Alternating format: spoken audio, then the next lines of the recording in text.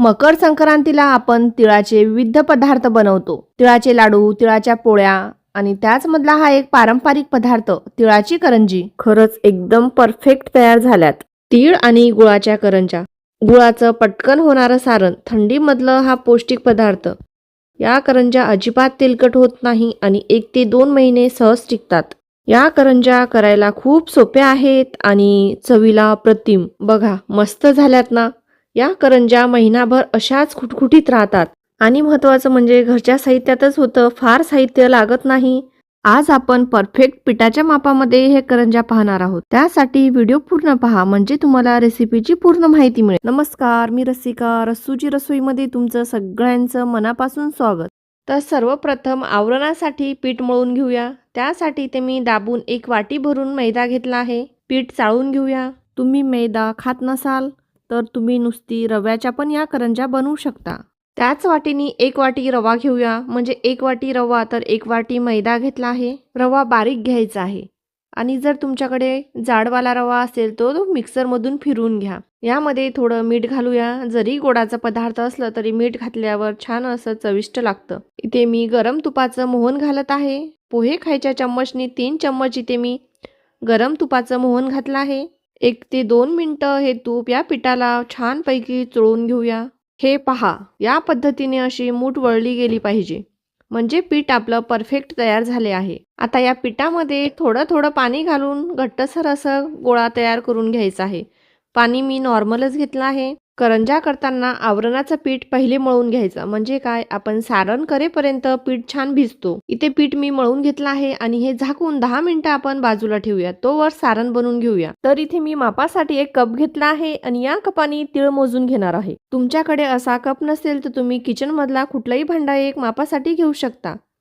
तर हा 1 कप आणि हा दुसरा कप म्हणजे मी ते टोटल 2 कप तीळ घेणार आहे. ही तीळ बिना पॉलिशची आहे म्हणजे पांढरी तीळ नाही. ही आपली गावठी असते ना ती तीळ आहे. या तिळाच्या करंजा छान लागतात. ही बघा, ही पांढरी तीळ अशी असते आणि ही गावठी थोडी काळपट असते. इथे गॅसवर मी जाड तळाची कढई ठेवली आहे आणि यामध्ये ही तीळ टाकूया. ही तीळ आपल्याला मंद आचेवर भाजून घ्यायचं आहे. तीळ भाजताना जाड तळाची कढई घ्या म्हणजे तीळ लवकर करपणार नाही आणि छान आतपर्यंत तीळ भाजले जाईल. तर इथे मला तीळ भाजत 2 मिनिटं झालेली आहेत आणि तीळ छान भाजली गेली आहे आणि पूर्णपणे गार करून घेतला आहे.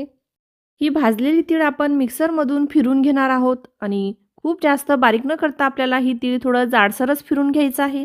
तर इथे मी सगळी आपली जेवढी तीळ भाजून घेतली होती तेवढी तीळ फिरून घेतली आहे. आता 2 कप आपलं तीळ होतं तर त्यासाठी मी इथे 1 कप गूळ घेतला आहे. तीळ आपण इथे 2 बॅचमध्ये फिरून घेतली होती. पहिली बॅच मी बाजूला भांड्यामध्ये काढून ठेवला आहे आणि दुसऱ्या बॅचमध्ये जे तीळ वाटून घेतली होती त्याचमध्ये हे गूळ घालून फिरून घेतला आहे. एकदाच सगळी तीळ आणि गूळ भांड्यामध्ये बसणार नाही म्हणून मी या पद्धतीने 2दा फिरून घेतला आहे. हे वाटून घेतलेलं तीळ आणि गुळाचं मिश्रण व्यवस्थित असं मिक्स करून घ्यायचं आहे. तीळ आणि गूळ मी व्यवस्थित असं मिक्स करून घेतलं आहे. यामध्ये अर्धा छोटा चम्मच वेलची आणि जायफळ पावडर घातली आहे. परत एकदा मिश्रण मिक्स करून घेऊया. इथे सारण आपलं तयार झालेलं आहे आणि तुम्ही पाहू शकता सारण जरा जाडसरच आहे. आवरणासाठी जो पीठ मळला होता तो पण छान भिजला गेला आहे. याच्या लाट्या पाडून घेऊया. तर मी इथे पोळपाटावर लांब असं रोल करून घेतला आहे आणि या पद्धतीने सुरीने लाट्या पाडून घ्यायच्या आहेत. याच पद्धतीने राहिलेल्या पिठाच्या पण लाट्या पाडून घेऊया. तर इथे मी राहिलेल्या पिठाच्या पण लाट्या पाडून घेत आहे. हे आपल्या लाट्या तयार आहेत. करंजी बनवून घेऊया. तर 1 लाटी घ्यायची आणि ही लाटून घ्यायची आहे. पातळ अशी चपातीसारखी लाटून घ्यायची आहे. इथे मी पातळ अशी पुरी लाटून घेतली आहे. ही पुरी या करंजीच्या साच्यामध्ये घालायची आहे आणि यामध्ये भरपूर असं सारण भरायचं आहे. कडेनी पाण्याचं बोट लावायचं म्हणजे करंजी तेलामध्ये सुटणार नाही. हे प्रेस करायचंय. जे शिल्लक पुरी राहिली आहे ती काढून घेऊया. वाव, बघा किती सुंदर करंजी तयार झाली आहे आणि अजिबात पोकळ नाही. या पद्धतीने आपण सगळ्या इथे करंजा मी बनवून घेतल्या आहेत. करंजा तयार आहेत. चला तळून घेऊया. तर इथे मी अगोदरच तेल तापत ठेवलं आहे. तेलामध्ये 1 छोटा कणकेचा गोळा टाकायचा. बघा लगेच वरती आलं म्हणजे तेल आपलं तापलं आहे. यामध्ये करंजा सोडूया. खूप जास्त कडकडीत तेल गरम करून घ्यायचं नाही. करंजी एका साईडनी तळून झाली दुसऱ्या साईडनी पलटून घ्यायची आहे. दोन्ही साईडनी छान खरपूस तळून घेऊया. तर पहा करंजीला किती सुंदर रंग आला आहे. करंज्या तळून झाल्या आहेत, काढून घेऊया. आणि किती टम्म फुगल्या आहेत तुम्ही पाहू शकता.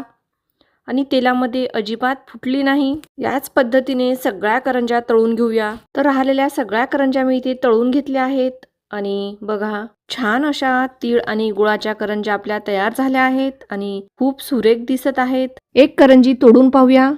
वाव, पहा अजिबात पोकळ नाही. भरगच्च अशी करंजी आपली तयार झाली आहे. तर आपल्या ह्या अशा तीळ गुळाच्या करंज्या तयार आहेत. तर तुम्ही ही रेसिपी नक्की करून पहा. कशी झाली कमेंटमध्ये नक्की कळवा. व्हिडिओ आवडल्यास एक लाईक करा. व्हिडिओ तुमच्या मित्र मैत्रीण नातेवाईकांना शेअर करा. धन्यवाद.